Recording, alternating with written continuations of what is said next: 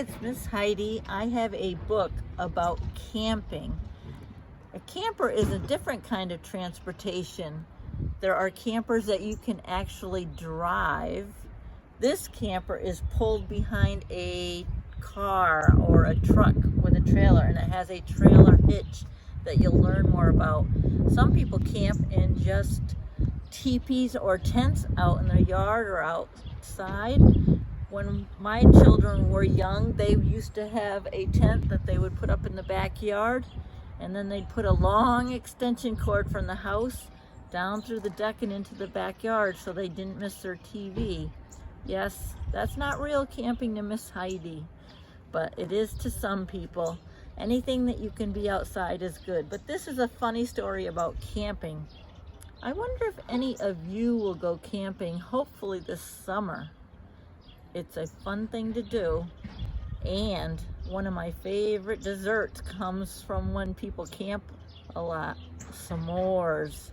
It is graham crackers, a Hershey bar, and marshmallows. So this is A Camping Spree with Mr. McGee by Chris Van Dusen.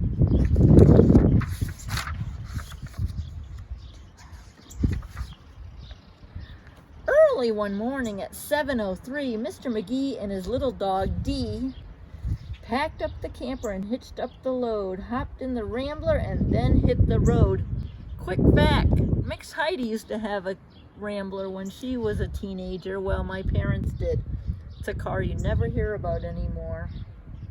They drove to the mountains far from the sea for 2 nights of camping, or maybe 3. That would be one more, right? So they live by the ocean. Boston and Dedham aren't too far from the Atlantic Ocean. We live in the east, but they're packing up, and even the dog is taking his dog dish.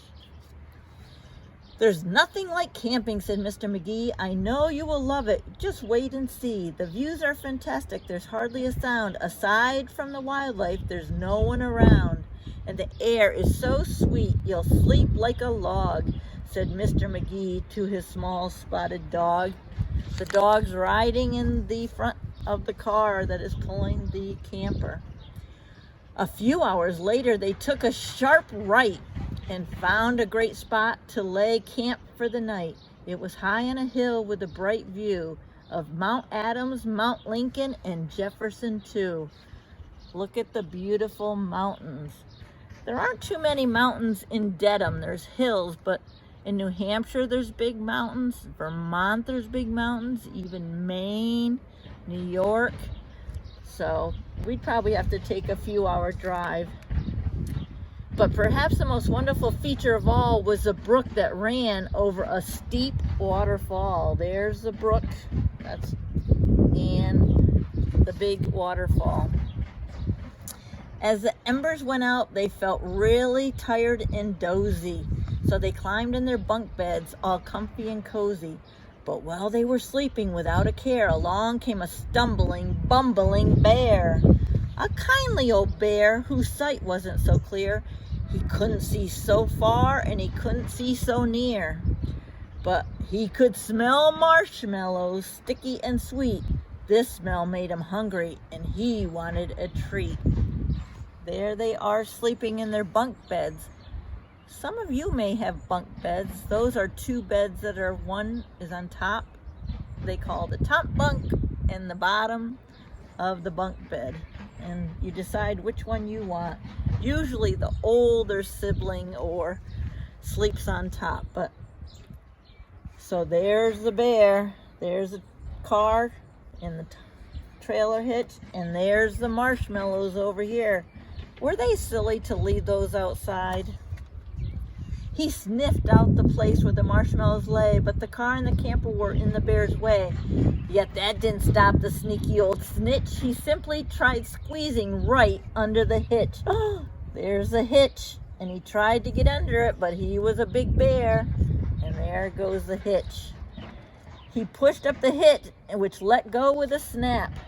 Now that the camper and the car were untied, they started to roll down the rocky hillside. The car bounced away on the old logging road while the camper was heading to where the stream flowed. It flew down the hill in a wild, bumpy ride, with Dee and McGee were still sleeping soundly inside. Look at, they don't even have any idea what's going on. And there's the bear. He's up there with his marshmallows. Oh, they were snoring and snoozing, enjoying a dream, when splash went the camper right into the stream. The splash shook the camper. They bumped out of bed. Now, what in the world was that? Mr. McGee said. And when he looked out and he saw where they were, his hair stood on the end, and so did Dee's fur. They looked frightened. That would frighten me. But that really wouldn't happen because they have safety things. But it makes a good story. Dee and McGee both started to quiver as faster and fastest they headed downriver. But just when they thought they'd fall over the edge, their camper got stuck on the rock on the ledge. So they were there, stranded, McGee and his pup, on the top of a waterfall 50 feet up. 50 feet is about 9 Ms Heidi's. Wow, that is tall. Meanwhile, their nearsighted bear had come, was searching for one more marshmallow, when lo and behold, as if in a dream, he spied something sweet floating over the stream. But what the bear thought was a marshmallow treat was really the hitch and not something to eat. It was making the hitch look shiny and sweet. So there they are. The bear was determined to capture his prize. The big marshmallow looked so exciting. So he jumped in the water right up to his size. He splashed through the stream to the edge of the fall and snatched the trailer hitch, camper and all. There he goes. He's going to get the marshmallow, he thinks, but we know it's the hitch to the trailer. Dee felt a tug and McGee heard a knock, and as the bear pulled the camper right off the rock, he dragged them both all the way back to the bank when he realized the hitch was not so sweet, but quite rank, which means it didn't taste good. Of course meadow wouldn't taste good if you were expecting a marshmallow. He spit out the hitch and left in dismay while McGee and Dee's camper again rolled away. It flew down the path with a jolt and a jar and stopped in some bushes right next to the car. Wow, was that lucky? Dee popped her head out. McGee looked out too. Had they really stopped rolling? Could it all be true? At last things were quiet and peaceful and still, and they hooked up the hitch and drove off down the hill. And on the way home, McGee said to Dee, "This trip wasn't quite like I thought it would be." So when they got home with the sky turning red, they decided to camp in the backyard instead. That looks like a much safer place to me. Like I said, my kids used to love to go out in a cloth tent in the backyard with their sleeping bags and sleep. But he just rolled it right next to the garage behind the side of the house. And he had the kitchen and they made s'mores. Have you ever had a s'more? If not, it's a must-do on your summer list. The end. I hope you enjoyed it. I have a quick craft that you can also make yourselves again with either toilet paper rolls or paper towel rolls cut to the same height, about 4 inches tall. And you can either glue them together in the middle, or I just put a piece of tape there, a piece of tape there, poked a hole through with a stick, and then I took a string. You don't even need the string if you don't want it, but the string you can put over your head so that you can just lift up your little binoculars, and when you go in the backyard, you can look for things, or around your neighborhood if you go out. So you can make yourself a little set of binoculars to use outdoors if you do go camping or on a summer adventure somewhere.